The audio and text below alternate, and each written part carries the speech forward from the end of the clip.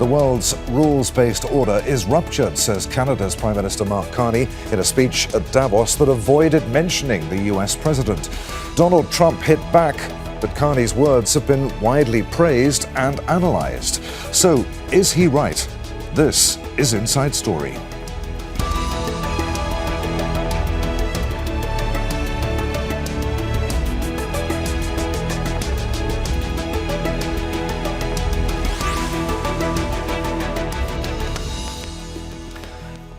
Hello, welcome to the programme. I'm Adrian Finighan. Many of us have heard the story of the Emperor's new clothes, something that everyone can see but is too scared to mention in case it offends the one with the power. Perhaps that's why the Canadian Prime Minister's speech at Davos has caused such reaction. Clearly directed at US President Donald Trump without naming him, Mark Carney declared the world's rule-based order broken beyond repair and needing to be replaced. If other Western leaders had been thinking the same, they've been keeping it to themselves, with the Canadian leader the first to say it out loud. Trump's much more aggressive second term has been met with a policy largely of appeasement by one-time allies. That seemed to change this week, with European leaders uniting against Trump's demand to take over Greenland. So, is Carney right? Is a new global order forming, and what might it mean? We'll discuss that with our guests shortly. But first, a report from Alexandra Byers. A rare standing ovation from the world's political and corporate elite. The message from Canada's Prime Minister at Davos.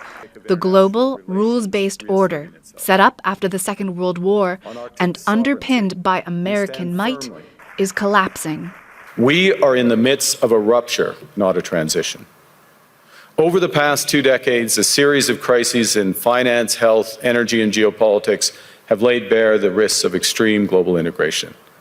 But more recently, great powers have begun using economic integration as weapons.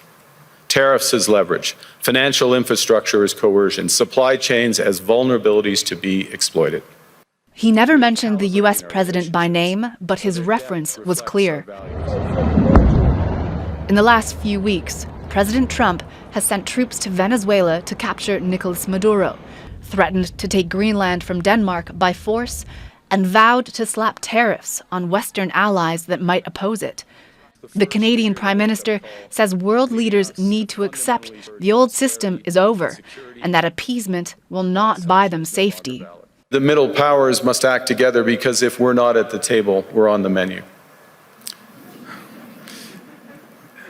But I'd also say that great powers can afford for now to go it alone. They have the market size, the military capacity, and the leverage to dictate terms. Middle powers do not. But when we only negotiate bilaterally with a hegemon, we negotiate from weakness. We accept what's offered. We compete with each other to be the most accommodating. This is not sovereignty. It's the performance of sovereignty while accepting subordination. Carney's speech comes as Canada is trying to break its long-time dependence on the US, its southern neighbor. Canada exports 75% of its goods and services to America, and Trump has threatened to make Canada the 51st state. He used his own speech at Davos to call out the Prime Minister directly. Canada gets a lot of freebies from us, by the way. They should be grateful also, but they're not. I watched your Prime Minister yesterday, he wasn't so grateful. But they should be grateful to us. Canada lives because of the United States. Remember that, Mark, the next time you make your statements. European leaders have been struggling to decide on a response to US aggression. A policy of flattery and appeasement had been holding sway, which was sharply criticized by California's governor, a leading Democratic contender for the next presidential race. I can't take this complicity. People rolling over. I should have brought a bunch of knee pads for all the world leaders. I mean, handing out crowns and this is pathetic. Nobel Prizes that are being given away. I mean, it's just pathetic. This week's seen a change of tone from Europe. The French president called out bullies, while the European Commission president described a more resilient Europe with new trade relationships far beyond the US. Washington has now softened its tone on Greenland, ruling out the use of force and dropping tariff threats. An indication, perhaps, that Mark Carney's call for middle powers to stand together is finding some resonance. Alexandra Byers, Al Jazeera for Inside Story. Let's bring in our guests. Lionel Barber is the former editor of the Financial Times. He joins us from London. Bessma Momani is Professor of Political Science at the University of Waterloo. She joins us from Waterloo in Canada.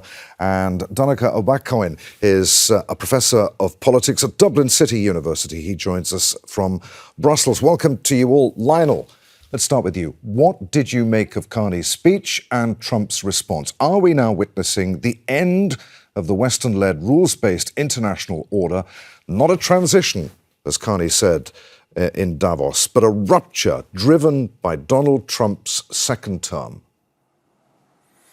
Well, it was a very important speech. It was concise, eloquent, and it said what a number of people, certainly in Europe, and actually Donald Trump himself has declared the end of the liberal rules-based order. That's a central feature of the MAGA program. But what Carney did was address an audience. I think the correspondent wasn't quite right. He was actually addressing America, Donald Trump, also the Congress, but also the Europeans. And essentially he was saying, we've got to stop being picked off. We need to be ready to retaliate. And by the way, that's what the Europeans certainly were going to do under the threat that Donald Trump uttered several times of acquiring Greenland, which is part of Denmark, a NATO ally, by force. I mean, that would have killed off NATO. So I think that he wants to see countries diversifying their risk, and he wants closer cooperation. Last point, we are seeing, I think he's right, a rupture. There's no going back. The question is whether it will work for countries to come together more closely on trading relations like Canada, EU, when geography remains destiny. Untangling that dependence between the US and Canada, who are neighbors, will take a long time. So he's put a marker he's put a marker down, but there's a lot of work to be done, and it's not the end of NATO, not yet. We pull back from the brink this week. Bessma, what are people making of their Prime Minister's speech there in Canada? Mark Carney, of course, a political newcomer, but a deeply experienced institutional insider. Do people there feel that sort of outsider-insider mix has made him perhaps more willing to say things that are uncomfortable that more seasoned politicians elsewhere in the globe would prefer not to?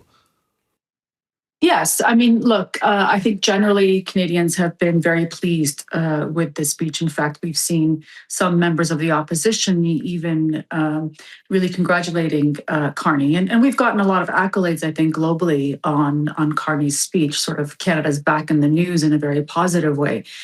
So I think it was well received.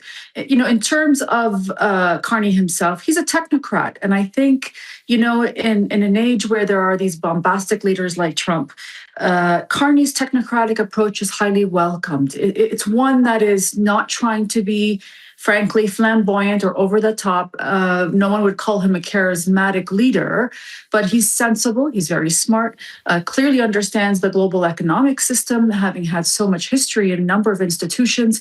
And frankly, he's seen as someone who is not there to appease the camera, but really wants to get down to business. And that really follows his entire trajectory as a civil servant in this country. So I think there is a lot of welcomed response to Carney's speech, but the devil's in the detail in terms of, can it be implemented? I mean, to your previous guest's point here, yes, this is an attempt to suggest that we need to diversify, move away, but we are very much stuck by virtue of our geography being beside the United States. This is the longest undefended border in the world. We have trade that goes back, some items go back, 4 or 5 times across the border, thinking the auto sector in particular. So this is going to be very difficult to untangle. And we've been talking about diversification of trade for years. It's very difficult because frankly, it's just so easy to trade with the US historically, whether it's the fact that we're in the same time zones, speak the same language, relative, cultural similarity. All of that has, frankly, not helped us to move away from the US, but it is imperative now. And, even if we budge that needle to 70%, 65% of overall trade being just with the United States, it would be a win, I think. Donnacha, what do you think of it all? You've argued that Trump's second term represents a decisive rejection of the post-1945 order. Have we crossed a line here? How far across the line are we? Is this shift towards raw power politics that we've been seeing now irreversible? It looks like it's irreversible because Trump is very much a symptom of something that's going on in America. He's not the only person who has those views, and he has an administration that has won now a couple of elections. I mean, here in Europe, we're very familiar with the situation when rules-based orders collapse. After all, the 2 world wars, which brought us the last 2 world orders, started here. How did the last world order break down? The one that was established after World War I. That was when the big powers, the United States, Germany, Nazi Germany, of course, fascist Italy, Japan, they all walked away. The Soviet Union walked away from the League of Nations. The League of Nations was the institution of collective security. It didn't do its job. And you had the rise of authoritarianism in what were erstwhile democracies. We have now a durable system for, some decades, but we are seeing the same types of threats emerging, which are leading to this collapse, I think, of the existing order. We're seeing the walking away from the United Nations, the undermining of the United Nations. I think Donald Trump's Board of Peace is furthering that objective. And we're also seeing the rise of anti-democratic movements, not only in the United States, but of course there are many mini-Trumps here in Europe as well who would like to further his agenda. So we have to remember that, liberal democracy is historically a fleeting moment. It's just a couple of decades in what are millennia of human history, and only about 12.5% of the world's population live in a consolidated liberal democracy. So it is a rather delicate flower, and certainly it's under unprecedented stress at the present time. Lionel, why have European leaders so conspicuously failed to articulate anything remotely as clear or bold as Carney did? Starmer, von der Leyen, Macron, all of them, until very recently at least, have largely pursued a strategy of accommodation, even flattery. Is California's governor right? Is this embarrassing? It's an approach that's visibly failed. Well, you do need to distinguish between whether they've been able to put together a good speech like Mr. Carney, or whether they've been engaging in flattery as strategy. And the fact is, they have given quite good speeches. Von der Leyen, after Russia's invasion of Ukraine, excellent speech. Friedrich Merz has given a couple of speeches which maybe not so well crafted in words, but still very good speech to the Bundestag saying the world's changed. Keir Starmer said it's the end of the world that we've known. He said that last year. So that's one thing. Where Governor Newsom is correct is that the Europeans have been pretty abject in their dealings with Donald Trump. Last year, they blinked. They were divided. They did not respond to a round of sweeping tariffs against Europe, which was instigated by Donald Trump. By the way, it's a merry-go-round. One day's on, one day's off. You never know where you are. But what we do know is that you've got economic warfare. I think in this instance, and your correspondent alluded to it, Mark Rutte, the Secretary General, has taken the lead in trying to diffuse the very serious rift over Greenland. So there will be negotiations there. I think the last bouts of real sucking up and flattery of Donald Trump, you've probably seen the end of that. And there's going to be a somewhat steelier approach. The question, though, is how it translates into practical action. What Is the EU prepared to take a tariff offensive in the face of further threats? What changes in institutional decision-making can the EU make to make it a more effective actor on stage, if necessary, acting in concert with Canada? How will NATO evolve? Will the Europeans really step up? These are all the huge questions which, frankly, are more important as to whether the various leaders can come up with a Churchill speech in Fulton, Missouri in 46, or Mark Carney in Davos in 2026. Bessma, Carney, in that speech, called for coalitions of middle powers, Canada, Europe, Japan, Australia, India, Brazil, to counter coercion wherever it comes from. I mean, how realistic is that in a world that is increasingly dominated by raw power? From Canada's perspective, is strategic restraint still rational when dealing with its neighbour south of the border, or does it simply invite further coercion? Is that what Carney's remarks were all about? Look, we'll see. I mean, we've heard the word unpredictable with Trump so many times. It seems to be like the word of the year. And that's just the reality. We don't know how he will take this. There's a lot of things like taco, which is this, Trump eventually chickens out type of words that we hear thrown around when it comes to Trump's actions. He is very much about a lot of noise and then eventually backs down. So we'll see. Perhaps this is what we're seeing. Look, in terms of, I think, for lack of a better word, decoupling from the Americans, that's really difficult for any country to do. Let's be realistic here. The American control over the financial system is quite strong. The tech companies today that, primarily are located in the United States. And, we've seen increasingly under the thumb of the Trump administration. So there is a lot of power here, and we haven't even gotten to the most obvious one, which is the enormous and outsized military power that the Americans have over the globe. So it's going to be very difficult for countries to decouple, for lack of a better term. But I think what Carney is getting at is to and I think the variable geometry in terms of a concept is a really important one, because it really, I think, emphasizes what Carney is trying to do, which is to find different allies for different activities where they may be. And so, the reference to, for example, Canada plus the Nordic countries comprise 20% of international trade or GDP was an excellent reference to looking at the world in a very different way. In this case, not necessarily hemispheric, which is really Trump's, focus, but really looking at it in terms of a polar coalition. And so I think looking at the world in a very different way, trying to find different allies for different issues, that may include different institutions. As we see the rules, international based order being undermined, it does mean that perhaps things won't move through the United Nations, but maybe it can move through different avenues, either bilaterally or through new kinds of multilateral arrangements. So I think there's going to be an approach to try to do things without the U.S. as much as possible. But realistically, I think we have to admit that the American hegemonic system is highly institutionalized. It's structural. It's not going to go away overnight.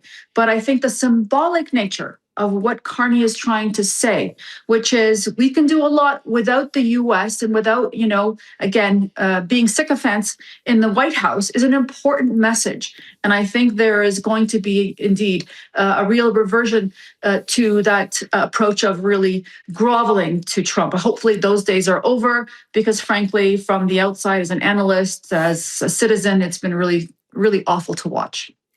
Donnacha, Bessma talked about Donald Trump's unpredictability, the sycophants that surround him. Where is this belligerence coming from? Is it Trump's inner circle, strategic hawks pushing confrontation, or is this fundamentally Trump himself riffing, just firing off wherever his brain takes him? We mentioned that the emperor's new clothes. Are there few in the White House brave enough to challenge or restrain him? What's going on? Well, I think when we went to school and university to learn about U.S. Political system, we were all told about the checks and balances and the separation of powers.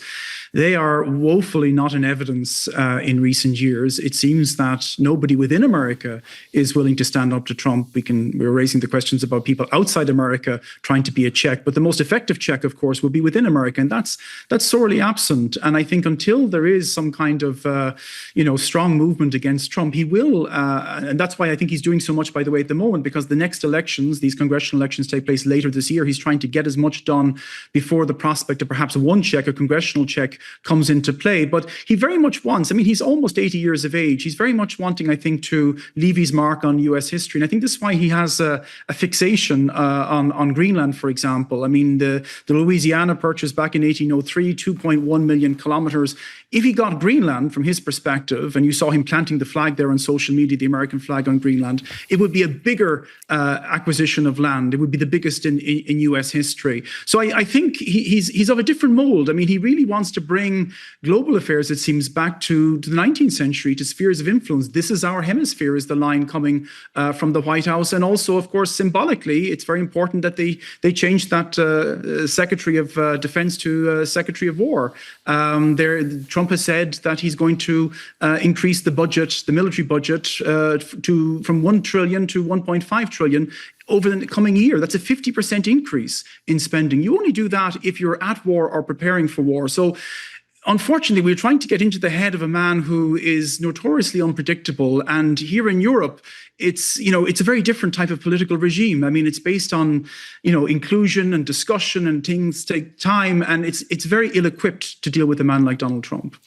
Lionel, would you agree with that? That there seems to be some growing unease, even among some Republicans now, about Trump's mental fitness to govern, his rambling speeches like the one we saw in Davos, impulsive threats, his fixation on territorial expansion, his claims, untrue claims, his ego. Do you see any realistic prospect of Republicans in Congress perhaps stepping in to restrain him? Or is it now that not only has the old world order gone, but institutional guardrailing has effectively gone too?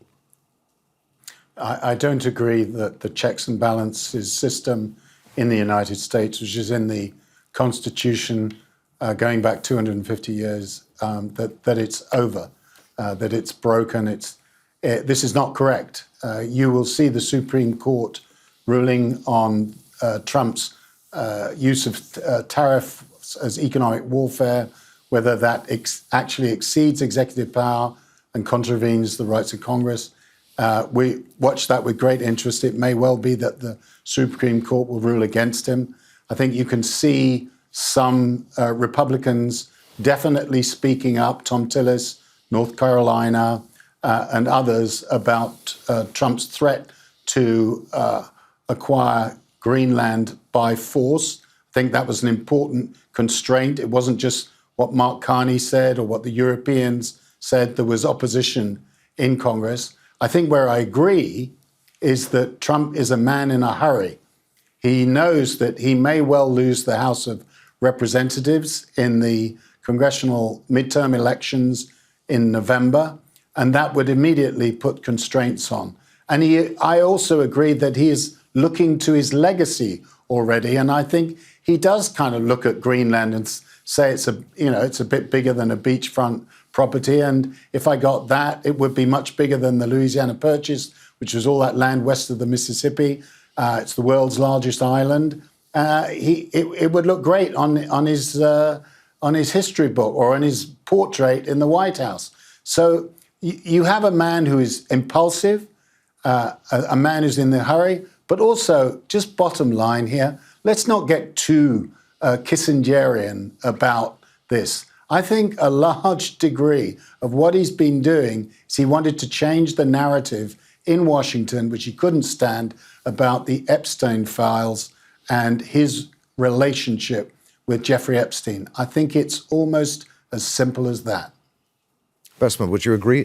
Canada, of course, uniquely exposed to US power. Coming back to what you were saying about US military might, when Trump mocks Ottawa and hints at annexation, just how dangerous is that rhetoric from a US president? And how seriously is it taken there inside Canada? Well, we'd be foolish not to take it seriously. Any threat needs to be taken seriously. So I think that's really important. But, they are 10 times larger our size in terms of population and pretty much economic as well. And certainly in terms of, again, we have the longest, as I said, undefended border in the world. There are many parts of our border that are completely barren of people. Anyone can cross over, sorry. And so I think there is a lot of fear here that we are vulnerable. And of course, people talk about NATO, but we keep forgetting that you need to have a consensus to pursue the Article 5. So you cannot, in fact, actually, rile up other NATO members to come to our defense if the Americans don't agree, which they wouldn't if they attacked us. So there is a real, failure here of NATO because we never envisioned such a situation where we would find the Americans doing as they have. So that is also another issue.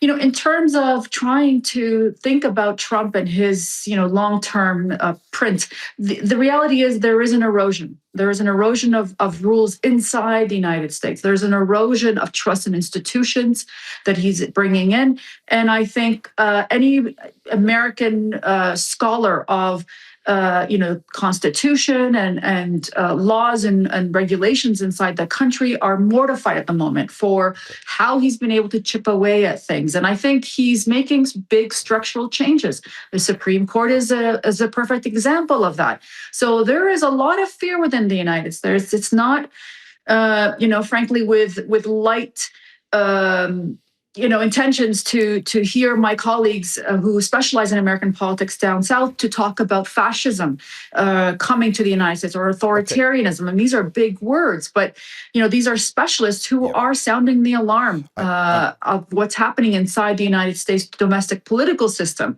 Right, and then, frankly, Bessma, whether or not this is just a blip, we don't know. I'm sorry, Bessma, to interrupt you. We've got about a minute left on the program, and I want to get one more question into to Donnacha. If the old international order, Donnacha, really is finished, what decision or decisions will most determine whether the rest of the world's democracies adapt or slowly drift into irrelevance?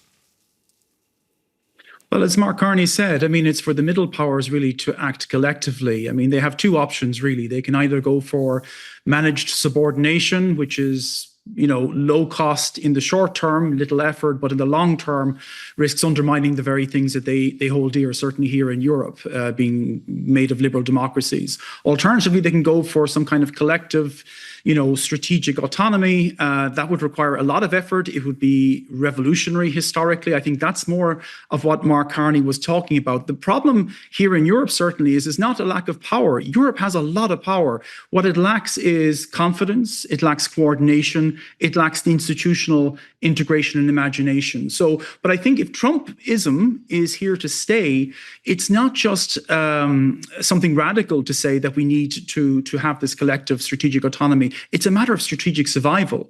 As I said, liberal democracies is a very delicate flower. It is under unprecedented pressure. Europe and Canada are very well placed to lead the way in having a non-US led West, which could perhaps be a beacon for the values that I think many of us still hold dear.